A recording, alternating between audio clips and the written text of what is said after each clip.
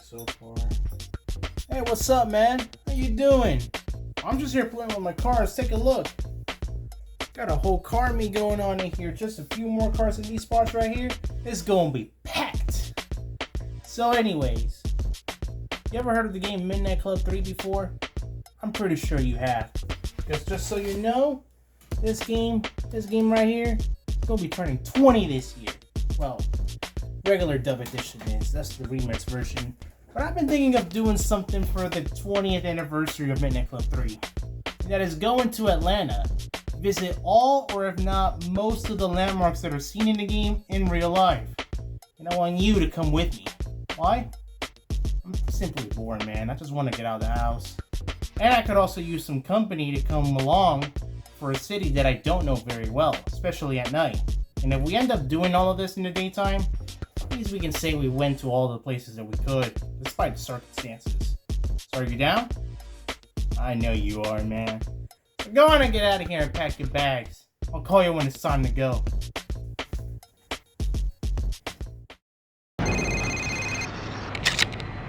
Hey man, pull up at the moving company. That's how we're gonna get to Atlanta. Bring your car with your bags and meet me there. And hurry up, we ain't got all night.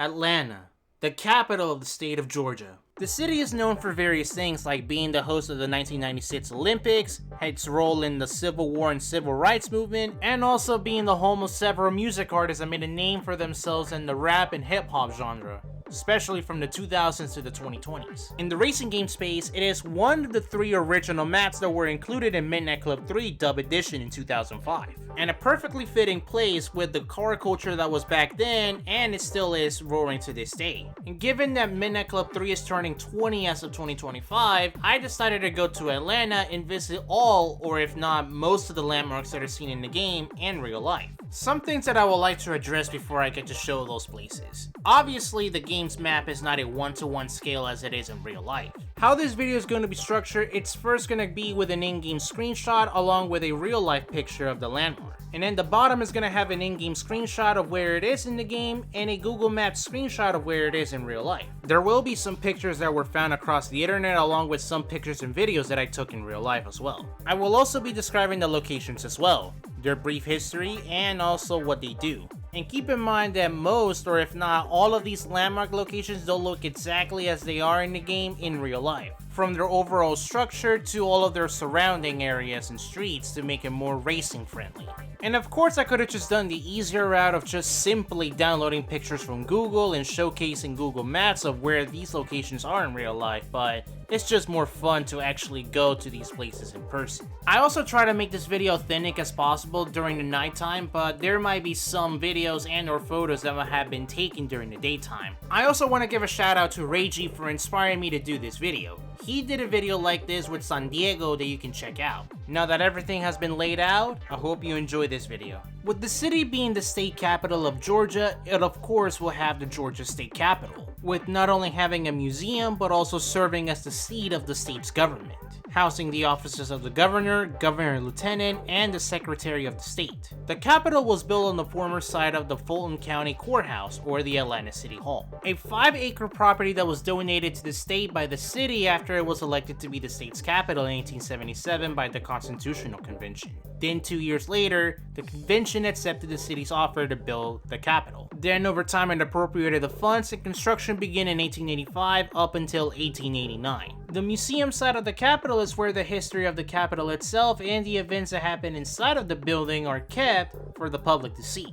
Built in the early 90s, the Bank of America Tower, also known as the Bank of America Plaza, is a 55-story skyscraper located between Midtown and downtown Atlanta, Having a total height of 1,023 feet, 311.8 meters, it makes it the 172nd tallest building in the world, 23rd in the United States, and number 1 in the city of Atlanta as of 2025. Even though in the game it makes the tower look kinda smaller and wider, making it resemble more to the One Atlantic Center. Before it was called the Bank of America Plaza, it used to be called the Nations Bank Tower.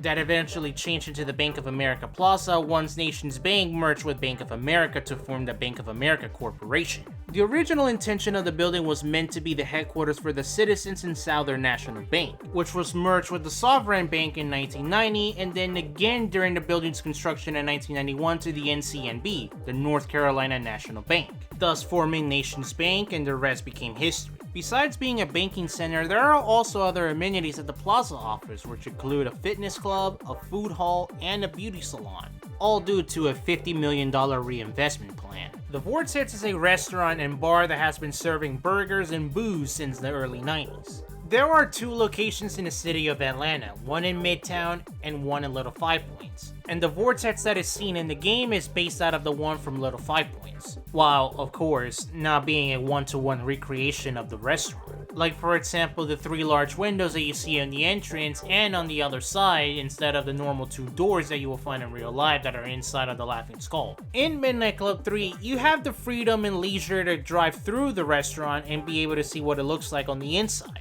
And you can also find a Rockstar collectible in there as well. And this is pretty much what the restaurant looks like on the inside. And keep in mind, if you ever plan to come into any of the 2 Vortex locations, you have to be at least 21 to go inside. Because to put it simply, it's more of a bar than it is a restaurant. A cool and casual one at that, with no pretense and no nonsense. Apone Team Racing. Or at least this is where more or less the garage would be if it was in real life. Given that it is a fictional location, it's hard to pinpoint exactly where it would be if it was in real life. But taking account of the Vortex, since the garage is near it in the game, it will more than likely be behind it. While in the game it's a 2-lane street going both ways, in real life it's just a single road going both ways. In the game, both the Vortex and Apone's garage share 2 parking lots. And they are there in real life, but they're separated from each other, if that makes any sense. With one parking lot meant for the bar and grill and other surrounding stores, and the other one meant for a residential area. Apartments to be specific. Not to be confused with a movie theater, the Fox Theater is a stage theater where plays and musicals happen. The reason why it's called Rots in Midnight Club 3 instead of Fox is because of licensing. They couldn't get the naming rights to feature it in the game like they did with the Vortex. In terms of the building, it's a scaled down version from what it is in real life. Its parking lot is fenced in real life while it is completely open in the game. And for its surrounding areas, it also sits near the Tower Square skyscraper, which used to be the former headquarters for AT&T. Centennial Olympic Park, a public park that is over 20 acres of land that is owned and operated by the Georgia World Congress Center Authority. It was built by the Atlanta Committee as part of infrastructure improvements when the city hosted the 1996 edition of the Summer Olympics. Besides being a central gathering location that brings visitors and spectators alike to the park, it also serves a lasting legacy for the city and for the state of Georgia. Not everything that's from the park in real life is featured in the game, since the in-game size is smaller than it is in real life, and also of course not possible to get Olympic branding into a racing game. But one thing that did make it into the game that it's in real life are the Monument Torch Towers, and that's all 8 of them. A fountain is also featured in the game, but it's just a normal fountain compared to the real life Olympics logo fountain. While Midnight Club gives you the ability to drive in the park, you also have the ability to walk in the park in real life from 7 AM to 11 PM every day. And there's also times where the park may host private events and concerts. The Downtown Connector is a stretch of highway that lasts over 7 miles that connects both I-85 and I-75. Midnight Club 3's version of the connector is much more compressed down, that is also connected to its highway that loops around from the east side of the map to the middle of the city. I-85 is not mentioned in the game, but I-75 is. The highway in the game sits below the streets, while in real life it doesn't in some areas. And both have tunnels that some serve as bridge overpasses. where it's connected to some of the main city streets. And regardless if it's in the game or in real life, you can still check out all the skyscrapers and buildings that can be seen from the downtown connector. Of course, Atlanta is also a big city in the country, and traffic is inevitable in this highway like any other, no matter what day of the week or if you or someone else is at fault. Piedmont Park is what's referred to as Atlantis' common ground. Located about a mile or 1.6 kilometers northeast of downtown Atlanta, this is an urban public park that offers various things and activities for you to do. And this park was created over 100 years before the Centennial Olympic Park existed. The size of the park is much bigger from what it is in the game, about 185 acres to be exact. Out of all of the things and places that the park has in real life, only a smaller patch version of Lake Clarimere and the bridge that you walk across from it is available in the game. A wider version of it that allows you to drive cars through it. Also in the game, it's actually possible to drive in the water of the lake. Since the lake is not deep, you can actually drive through it on both sides and not get damaged out instantly. Even motorcycles are able to go into the lake no problem. The world of Coca-Cola, the museum that showcases the entire history of the company. One thing that should be mentioned about the museum is that it originally was located at 55 Martin Luther King Jr. Drive, right in between of the state capitol and underground Atlanta, something that is also seen in the game. But the museum has been relocated since 2007 at 121 Baker Street Northwest, around in the same area where the Centennial Olympic Park and the Geaorgia Aquarium are located. For licensing reasons, the name Nitro Cola was used in the game, different from the Coca-Cola signs they were able to put in Midnight Club Street Racing. But pretty much the original building is made in the game, along with the spinning sign, and the fountain that's located outside of the building. And as of 2025, this is what the original building looks like right now. Pretty much gone, as it was demolished back in June of 2024 to make more parking lots for the state capitol. For the old building itself, opened in 1990, closed in 2007, and demolished in 2024. And sometime after the original building's closure, the fountain was covered up in dirt and a flagpole stands in its place, where the American flag and the state flag would stand. The new building broke ground for construction in 2005. That opened up its doors on May 24, 2007, a few months after they closed down the original museum. And things have happened with the museum over the years. That include places that you can go inside the museum or within the area of the museum. Those being the Vault of the Secret Formula experience, the Center for Civil and Human Rights building, a scent discovery exhibit, a bottle cap cafe, and a beverage lab. Underground Atlanta, a historic arts and entertainment district located in the heart of downtown. It's also referred to as the city beneath the streets. Its history dates as far as back to Atlantis' post-Civil War Reconstruction era, where its original buildings were constructed back when Atlantis' population doubled between 1866 to 1871. Underground Atlanta also used to be a railroad area for trains. And as a complete side note, Atlanta is the only map in Midnight Club 3 Remix version included that doesn't feature any trains and or train tracks whatsoever. To summarize its use as a transportation hub, it got eventually abandoned once city planners were embarked on an ambitious project to raise the street level in the downtown area, thus creating a viaduct above the existing roads and railroad tracks. And any merchants that had any businesses on the ground floors from the original buildings had to relocate and adapt to the changes to the second floors, and use those original floors as basement for storage and service. Other than being a clandestine site for speakeasies and juke joints during the Prohibition era, the 12-acre underground expanse was left abandoned and forgotten for the next 4 decades, until it was revived in the 1960s as a retail and entertainment district which got popular in the 80s. And in 1989 it was reopened as a shopping mall. Underground Atlanta also had to go through a lot of struggles and declines during its time from the 60s up until it was closed down in 2016, before being revived again in 2021. And since then, they have places and they also have hosted events that revolve in art, entertainment, and music.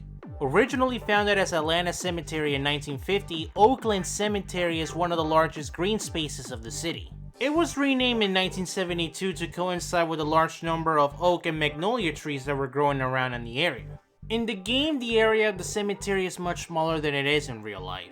And the roads that you drive on, especially that you race on in races like around the cemetery, are not the same ones in real life. And of course, the cemetery in the game being one of the few places that you can drive inside with your vehicle is not something that you can do in real life. Well, the same way that you can do in the game for obvious reasons. The cemetery is also a resting place for many people that used to be soldiers, mayors, governors, captains of industry, pioneers, authors, and trailblazers, all among with the 70,000 plus people that are resting in this place. Rest in peace to every single one of them. In Midnight Club 3, there is a building that is similar to the Georgia Pacific Tower, which is also referred to as the Georgia Pacific Center, that is 212.45 meters or 697 feet tall. The building started in construction in 1979 and was completed in 1982, and it used to be the second tallest skyscraper or building of the city.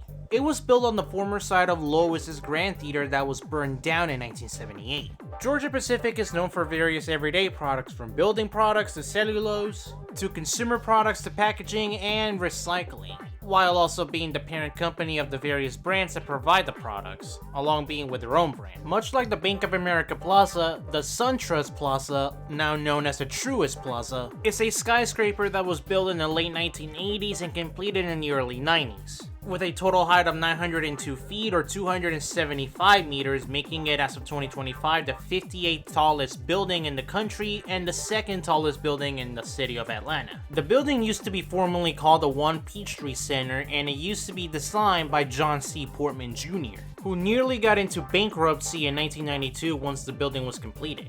Then in the mid-90s, he sold his interest to SunTrust Bank, that later on moved into the building and make it its headquarters. Then down the line in 2019, SunTrust merged together with BB&T to form the Truist Financial Corporation, that later led on to the name change of the building that we know today. When I said it's much like the Bank of America Plaza, it really is like it, especially with its amenities like a food court, fitness center, and retail shops. While the state of Georgia is known for the GSP, the Georgia State Patrol, with its vehicles and its livery, this is what some cop cars look like for the city of Atlanta, as of 2025. For the main three cities in Midnight Club 3, police vehicles consist of the police motorcycle and the Chevrolet Impala SS. And the Impala is using a livery that was used by the Fulton County Atlanta Police Department from the late 90s through the early 2000s, which in real life it was used by other police vehicles like the Crown Victoria and the Ford Explorer, among other vehicles. And also in real life, Atlanta, or let alone any police department in Fulton County, never utilized the Impala SS, this one in particular. Alright, if you made it to the end of the video, I hope you enjoyed. There may have been other landmarks that were seen in the game that I completely missed, and if that's the case, well, I just simply couldn't find them. And even if I found them, there's a chance I probably couldn't pinpoint where they would be in real life. Or I simply forgot about them and I wouldn't have the time to go back to the city and find them anyway. A lot of planning and research went into this video, especially for the 1 week that I was able to go to the city and actually be able to take pictures and record videos of the places that I went to. Nevertheless, it was fun to make this video happen. So yeah, that is it, and I hope you enjoy the rest of your day or evening. I've been wanting to do something with the game's anniversary. And I've been thinking, going to Atlanta, you're laughing, dude. And if we ended up doing this in the daytime, I just got a few more spots to fill up over here. I'm just going, oh yeah, just like